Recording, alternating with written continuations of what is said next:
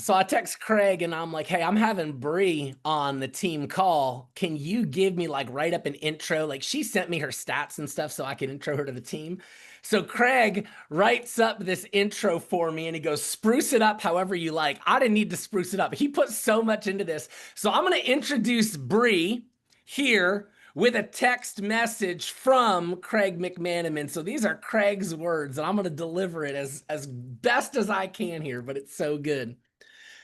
All right, guys, buckle up, close your eyes, and hang on tight. That's an inside joke that she's going to love because our guest speaker is an absolute rocket of a leader. When Bree Oriard came into this business, she didn't tiptoe in, she didn't test the waters. She cannonballed straight into the deep end and started making waves. She hit agency owner at lightning speed, literally as fast as humanly possible. If there was a NASCAR lane for promotions, she was driving it with the pedal smashed to the floor. As the number 2 rookie producer at Symmetry in 2024, Bree is the definition of blazing out of the gate. She's proof that success loves speed, but she does it with grace, excellence, and precision. She embodies the core values here at Symmetry. She is not only an incredible producer, but a wife, a mother, a friend to many, and leader of leaders. So get your notebooks ready, get your energy up, and help me give a huge welcome to the one and only Bree Oriard.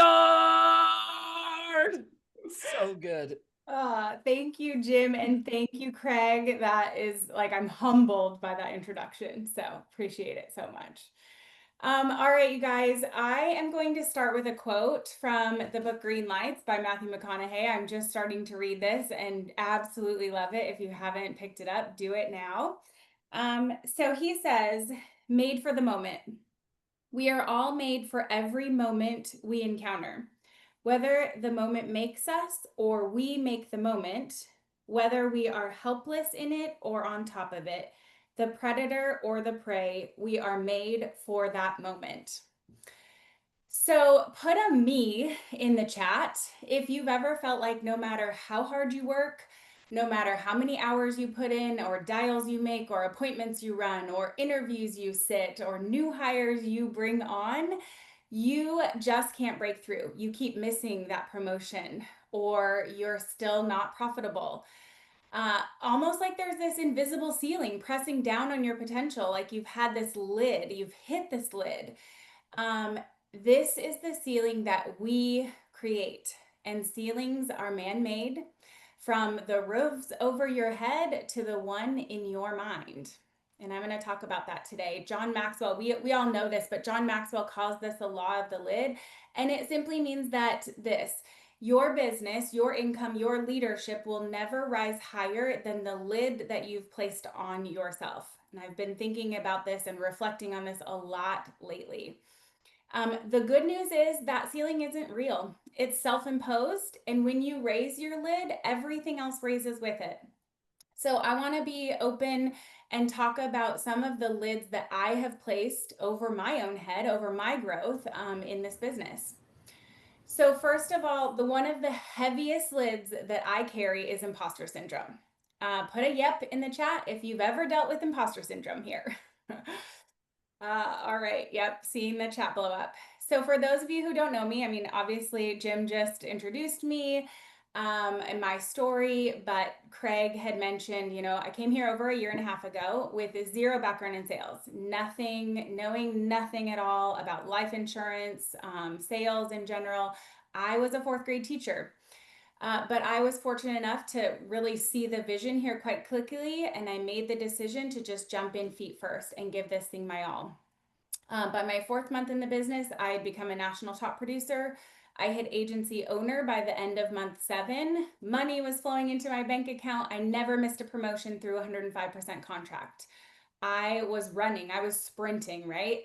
And from the outside, it probably looked like I was in complete control, winning on every account.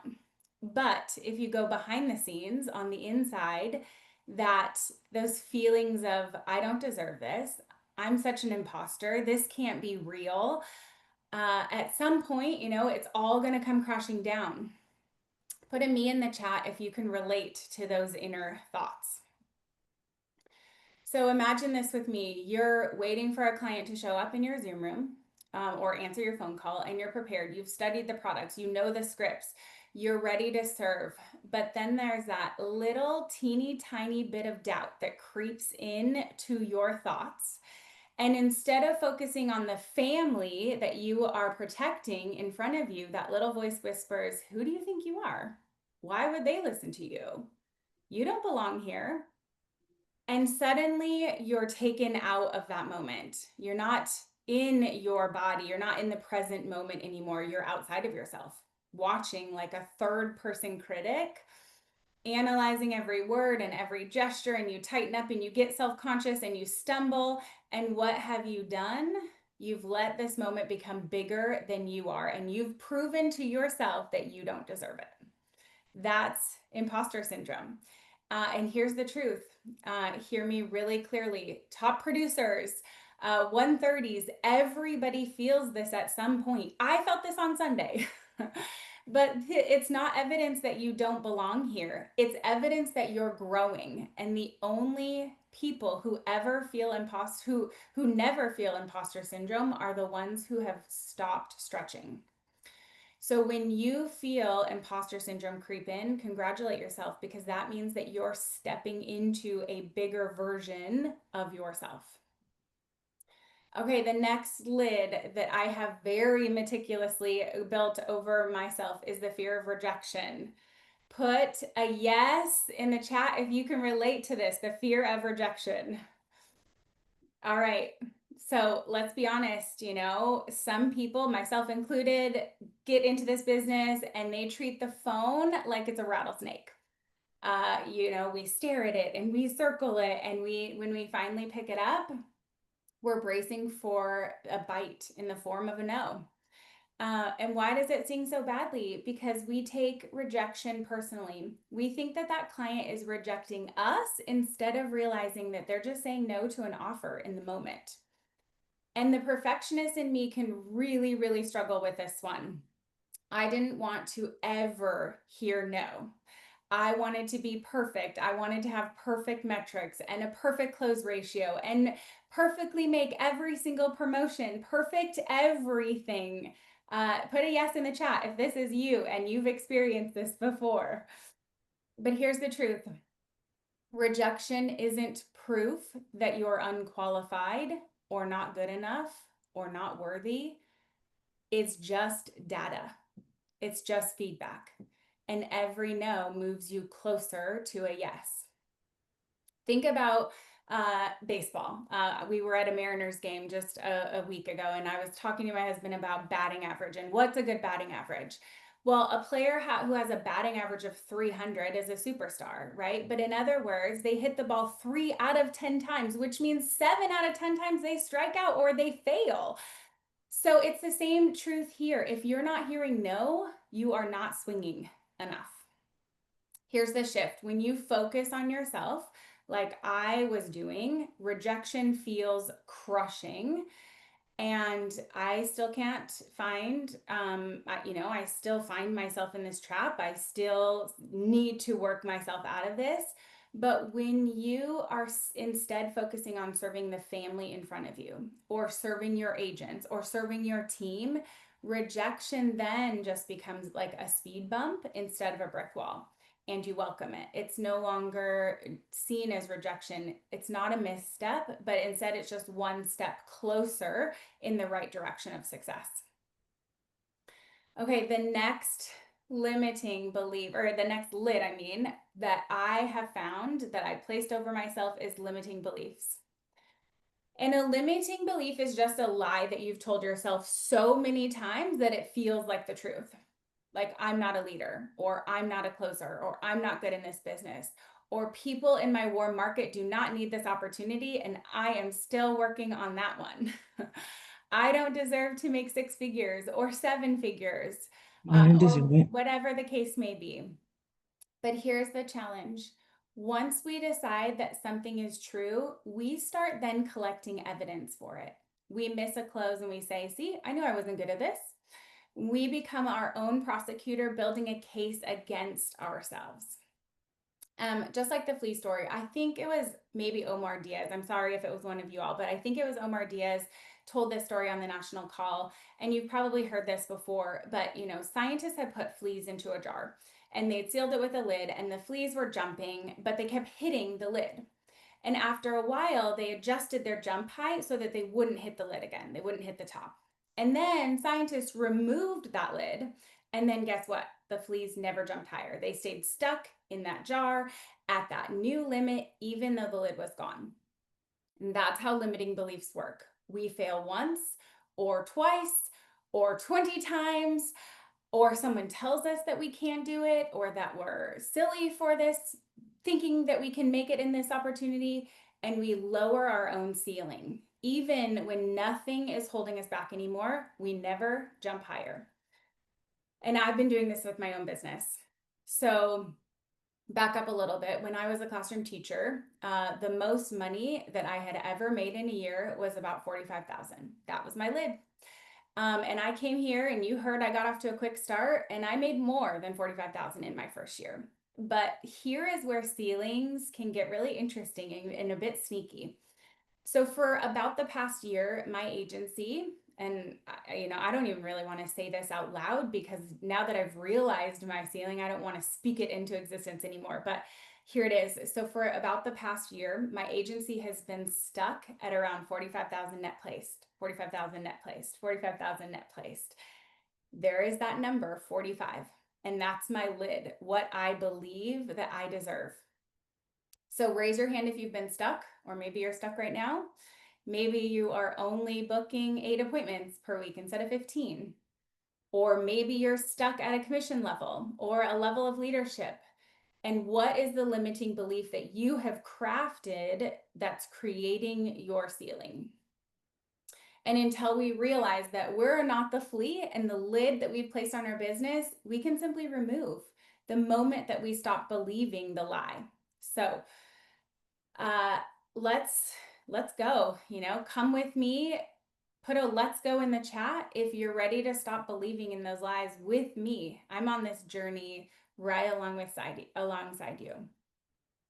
All right, the last lid that I want to talk about is comfort zone. This is the sneakiest one of all, because sometimes our comfort zone isn't even comfortable. It's familiar. It's just like that couch, at the end of the day, with a remote control in the hand and your late at night snacks nearby. It feels good for a while. Like, yes, I just need to decompress. But if you stay there too long, nothing changes. You don't move, and you don't grow, and you don't build the life that you want. Put a guilty in the chat if you've thought about going back to your old job. I have. Guilty of that. Yep, I've thought about going back to my old job many times. Even though I've hated so many parts of my old job, it's familiar and it's comfortable and it's safe. And in this business, comfort looks like settling. So maybe you're writing $3,000 a month, and that covers the bill. So you just camp out there. And even though you know that you're capable of writing 15,000, you say, I'm fine, I'm doing okay. But deep down, you know that you're not living up to your potential. And the cost of the comfort zone is missed opportunities and families left unprotected and a legacy unbuilt. So breaking out starts small. It's one more dial. It's one more appointment. It's one more uncomfortable conversation. And it's surrounding yourself with people who make your comfort zone look tiny. So, because growth lives on the other side of discomfort, you can choose to break off that lid. So I want to kind of wrap it up here. I know I'm running low on time. I'm going to put it all together. We've got imposter syndrome, and that says, I don't deserve this.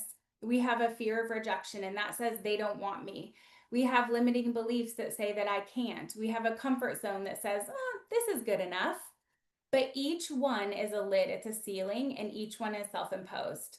And like we know from John Maxwell says that your business, your team, your future will never rise higher than the ceiling that you have placed on yourself. But the good news is when you raise the lid, you push through that fear and that imposter syndrome and those limiting beliefs and that comfort, and everything changes. So think about this. The ceiling, you guys, the ceiling is not the lids. I mean, not the leads. The ceiling is not the leads. The ceiling is not your clients. The ceiling is not your upline. It's not your downline. It's not symmetry. The ceiling is here in your heart. The ceiling is in your head. So this week, when that imposter voice shows up, step back into the moment, come back to the present moment. And when rejection stings, remember that it's just data, it's feedback. And when limiting beliefs whisper that you can't do this, remind yourself that that lid is already gone. And when the couch of comfort tempts you to settle, just get up and move and push forward, because every family that you protect is proof that you belong here. And every yes that you earn is proof that you're enough. And every connection you make is proof that you deserve this. And every time you raise your lid, you don't just raise your business, you raise your life and the lives of everyone around you, because a roof is just a man-made thing. All right, Jim, that's all I Is got. that all you got? Man, unbelievable. Can we leave some love for Bree in the chat as if we haven't been for the last 18 minutes doing exactly that? There's so much you touched on, Bree, that really, I mean, it punched me in the gut. Like I look back to that first year, when the pressure on my shoulders was unbelievable. Like I've never done something harder in my whole life than come here with failure on my record, having to battle those demons of imposter and insecurity and all that stuff. And I know a lot of us go that, but like I'm like, guys, I already did this and failed. Like I had history working against me.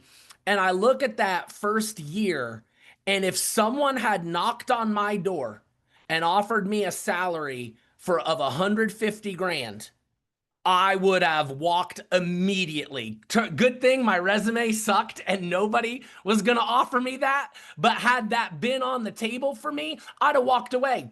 3 years later, I haven't made less than 50 grand in a month this year. But I would have dropped that potential in a heartbeat for a $150,000 salary in that year one, because the pressure was that big. And it reminds me, and so much of what you spoke to, nobody was ever proud of themselves for doing something easy. It's never inspired pride in a single person. Doing stuff easy is just what we do, but you're never proud of yourself for the easy. It's only in the hard things, when you rise to the occasion and learn what you're capable of, that you become proud of yourself. That's the magic in this thing. Bree also talked about breaking the lid. I saw Christina Watts in the comments, all caps, break the lid. I talk about that a lot in my breakout room, guys. The need to break something sometimes. So many of us are running the same thing over and over and over again. Setting the same 6 appointments, running the same 3 appointments. Every month looks exactly like the month before it. And we're somehow hoping that, I don't know, magically something different's gonna happen. Like sometimes you gotta freaking break something. I've talked before. It's like you set out this goal to run a marathon 2 or 3 times a week, waiting, hopefully magically, that your endurance is gonna build. It's not. You got to turn a half mile into a mile, into 3, into 5. One day, you just got to go out and run 10 miles. Even if you don't know you have what it takes, you probably don't have what it takes. But you got to go say, I'm going to go do 10 freaking miles, even if I crawl. That's what this takes sometimes. I'm going to spend $1,000 on leads if it hurts, and I'm going to honor that investment by making 1,000 dials. I got to break something, because what I'm doing ain't working. Man, so good, Bree. Thank you for that reminder. I get all fired up about it, but I appreciate it. Thanks, Jim. Thanks for having me on. Honored. For sure. All right, guys, I'm going to stop this recording.